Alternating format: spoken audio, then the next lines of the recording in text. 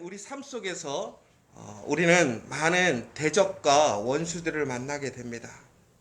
그러나 이 대적과 원수는 결코 우리 삶 속에서 부정적으로만 보기는 어렵다라는 것을 우리는 알게 되었습니다. 우리가 이스라엘 사람들이 가나안 땅에 들어가게 되었을 때에 그 원수의 불을 유업으로 받았다라는 것을 우리는 지난 시간 함께 보았습니다. 원수가 어떠한 존재인가 하는 것과 상관없이 원수가 결과적으로는 하나님께 영광과 존귀를 돌릴 수도 있다라는 것이지요. 왜 그러냐면 그 원수마저도 하나님께서 준비시키셨기 때문에 그렇습니다. 그러므로 우리는 항상 그 원수를, 그 대적자를 미워하거나 우리가 증오하는 것이 아니라 그 원수를 통해서 하나님의 그 선하신 계획과 그 뜻을 우리는 소망하고 기대해야 한다는 것입니다. 그런데 우리는 다시 한번 그 원수가, 그 대적이 진짜 무엇인가를 좀 살펴봤으면 좋겠습니다. 우리가 표면적으로 느끼는 원수라는 것은 우리가 외적인 어떤 사람들과 관계적으로 갖게 되어지는 그런 외형적인 부분들도 있지만 한편으로는 그런 외부적인 요소가 아니라 우리의 내면적인 내 안에도 그러한 원수가 있다는 것입니다. 여러분, 이스라엘의 원수가 누구였습니까? 이스라엘을 대적하던 사람들이 누구였습니까? 바로 이스라엘 사람들이 그 가나안 땅으로 들어가는 것을 방해하고 원치 않았던 사람들입니다. 그런데 그들을 하나님께서 어떻게 하셨습니까? 하나님께서 이스라엘을 도우셔서 하나님은 그 이스라엘이 그 가나안 땅을 그들이 원하는 만큼 가나안 땅을 점령케 하셨다라는 것이죠.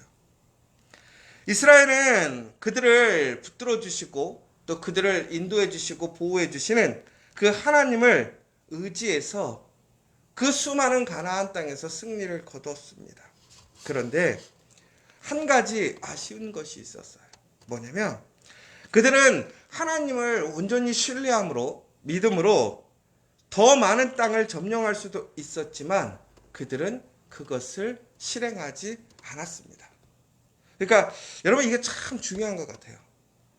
우리가 못한 것이 아니라 그들이 거부했다라는 거예요. 안 했다라는 것이지요. 결국은 왜 그렇습니까? 우리 안에 있는 그 거부감이 있었던 거예요. 그렇다면 그 거부감이라는 것은 다시 얘기하자면 우리가 하나님의 유업, 하나님의 영광에서 받을 것들을 막는 것이지요. 결국은 그것들이 우리 안에 있는 원수이고 대적이 될 수 있다는 거예요. 그러니까 우리가 하나님의 약속, 하나님의 그 놀라운 준비하심으로 나아가는 것을 막는 것들이 우리의 원수이고 대적인데, 그것은 단지 외적인 어떠한 사람이나 어떤 외부적인 것에만 있는 것이 아니라 바로 우리가 하나님을 따라가는 그 믿음의 사람들 한 사람 한 사람들 안에도 우리를 하나님의 약속으로 나아가게 하는 방해하는 것들이 있더라는 것이죠. 먼저 그러한 것들이 무엇일까 우리가 좀 보면, 먼저 우리는 분냄, 화냄이라는 거예요. 우리는 하나님의 약속 안에서 온유한 자가 되길 원합니다. 우리는 언제나 불꽃과 같이 또 불의에 대해서는 화를 내야 되겠지요. 그러나 우리는 너무나 나의 감정, 나의 생각에 치우쳐져서 쉽게 감정적으로 우리는 화내고 또한 그것으로 인해 우리의 중심을 잃어버릴 때가 참 많습니다. 여러분, 이스라엘의 첫 번째 왕이 누구였는지 기억하시지요? 바로 사울이었습니다. 그는 많은 이야기 속에서 하나님 앞에 정말 준비된 사람이 아니었었어요. 많은 사람들이 왕을 원했고 하나님은 그 중에서 사울이라는 한 사람을 택하셔서 그를 왕이 되게 하셨습니다. 인간적으로 봤을 때 그는 어떤 세상적인 조건으로는 다른 사람들보다 좋은 조건들도 가지고 있었습니다. 그럼에도 불구하고 그는 하나님의 은혜에 참여하고 하나님의 말씀으로 나아가는 데 있어서 많은 원수들을 가지고 있었지요. 우선은 그가 방금 말씀드렸던 것처럼 분내는 욱하는 성질이 있었어요. 여러분, 우리가 사울과 다윗의 이야기를 통해서 보면 사울이 가끔씩 화가 날 때 행동하는 것들을 보게 되면 갑자기 창을 집어던져서 다윗에게 던지는 일들을 보게 됩니다. 이는 그가 하나님의 약속보다는 그의 감정, 그 내면의 여러 가지의 생각들을 그가 조종하지 못하는 거예요. 결국은 무슨 얘기냐면 하나님의 약속보다는 내 안의 두려움과 내 마음의 감정적인 상태들이 내 삶을 좌지우지하는 것이죠. 어찌 보면 그것이 맞아요. 사람은요, 이성과 감성을 보았을 때 감정이 중국에는 이성을 억누르게 되죠. 그러나 평상시에는 매우 이성적으로 우리가 살아갈 수 있지만 우리의 심령이 뒤틀리거나 무엇인가 그 안에 불이 붙으면 그것을 도저히 컨트롤할 수 없게 돼요. 그래서 우리가 이런 비유를 들잖아요. 코끼리를 조련사들이 평상시에는 잘 조련하는데 갑자기 코끼리가 깜짝 놀라거나 돌발 상황이 어떤 생겼을 때는 코끼리가 한번 난리를 치면 아무도 주변에서 그 코끼리를 뭐하죠? 컨트롤하지 못합니다. 그저 잠잠해질 때까지 기다리는 것이죠. 이처럼 우리는 하나님의 약속을 또 하나님의 그 준비하심이 있음에도 불구하고 우리 안에 감정적인 그 변화와 그 불길 때문에 우리는 스스로 그것보다는 내 마음의 감정대로 행할 때가 참 많더라는 거예요. 또한 사울은요, 어찌 보면 매우 많은 열등감을 가지고 있었던 사람입니다. 여러분, 참 아쉬웠던 게 뭐냐면 이 사울은 엄밀히 보자면 다른 사람들보다 매우 탁월한 신장을 갖고 있었어요. 인간적인 조건이 훨씬 좋았어요. 그러나 그는 항상 그 자신이 매우 작은 자라고 생각했어요. 아이러니하죠. 외형적으로는 큰데 그는 내면에 항상 스스로가 작다고 생각했어요. 그의 가정도 작고 가문도 작고 그의 능력도 작다고 생각했어요. 하나님께서 그를 부르실 때 그는 오히려 숨어 있었습니다. 여러분, 이처럼 우리는 우리 스스로의 열등감을 느낄 때가 참 많이 있어요. 여러분, 우리가 살아가면서 우리 일이 잘 되고 못 되고를 떠나서 우리 스스로 항상 우리의 부족함을 느끼지 않습니까? 오히려 하나님께서 우리에게 더 많은 기회와 하나님의 약속을 주셨을 때에 우리는 하나님의 그 놀라운 계획하심에 마주하고 있는 우리의 모습이 너무나 나약함을 우리는 알게 되는 것이지요. 그런데 바로 이때 하나님께서 우리에게 원수를 통해서 오히려 원수의 유업을 우리에게 주시고 원수를 통해서 하나님의 그 놀라운 능력을 증거해 주시는 것처럼 우리 안에 이러한 분내는 성질, 열등감들을 통해서 전국에는 다시 우리에게 더 큰 하나님의 은혜로 나아갈 수 있는 기회를 주십니다. 그러니까 우리에게 속해 있는 이러한 원수들을 우리가 부정적으로만 볼 것이 아니라 이것들을 어떻게 다시 하나님 앞에서 선하게 바꿀 것인가를 우리는 생각해 봐야 하는 거예요. 그러니까 내 안에 분내는 성질이 있고 열등감이 있고 혹은 내 안에 많은 야망과 소심 또한 아주 불의한 생각들 또 여러 가지 것들이 있을 수 있어요. 그런데 바로 그러한 것들을 우리는 단순히 내 안에 부족하고 잘못된 것, 부정적인 것으로 우리는 생각하는 것이 아니라 오히려 그 앞에 우리는 다시 한번 철저히 하나님 앞에 나의 부족함을 인식하고 인정해야 한다는 거예요. 그러면 전국에는 그것을 어떻게 하나님께서 그 부족함 속에서 나와 동행하시고 나를 이끄심으로 하나님의 그 약속의 땅으로 이끌어 가시는 거예요. 그리고 전국에는 그 원수들과 싸우게 하셔서 승리케 하시는 것을 우리는 경험할 수 있다는 거예요. 그러므로 우리 안에 있는 이런 부족함과 연약함, 더 나아가서는 우리의 그 불의한 것들이 전국에는 내 안에 있음을 우리는 항상 인식하고 그 가운데서 우리는 그것들을 다시 하나님을 향한 에너지로 바꿔야 한다는 거예요. 여러분, 우리가 분내는 성질, 그 에너지를 하나님을 향한 에너지로 바꾸게 되면 얼마나 그 에너지가 크게 변화되겠어요. 더 나아가서는 우리의 열등감, 우리의 부족함을 인정하면서 모든 세상에 만왕 되시는 그 하나님의 능력을 소망하고 간절히 바라면서 그 하나님을 의지하게 된다면 우리의 부족함은 오히려 더 큰 힘으로 변환된다라는 사실이에요.